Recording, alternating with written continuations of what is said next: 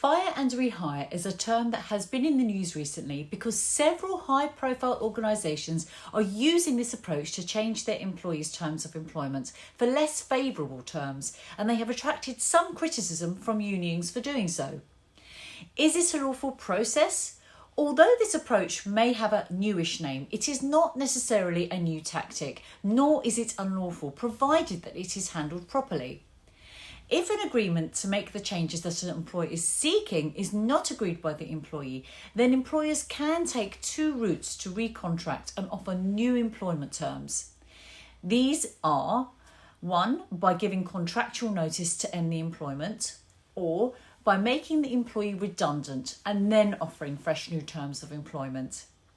It is important to note that an employment contract is no different from any other contract, and normally both parties have to unilaterally agree to change the terms.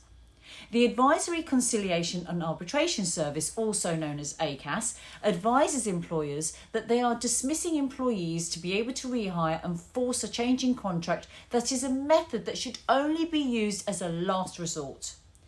There are key points that an employer needs to consider carefully before going down this route, such as to be able to demonstrate whether they have done everything they can to reach agreement with the employee, whether the contractual changes are absolutely necessary. The employer should follow a fair dismissal procedure, to give the employee enough notice, statutory notice, or what is in the contract, whichever is the longest, to offer the employee a right of appeal against their dismissal decision.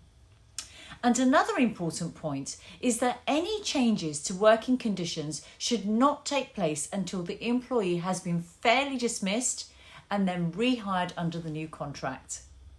I hope that you have found this information useful, and to empower yourself with more jargon-free legal knowledge, then go over to our website at getslegallyspeaking.com, where you can choose from over 100 free episodes to listen to, with several episodes on employment law.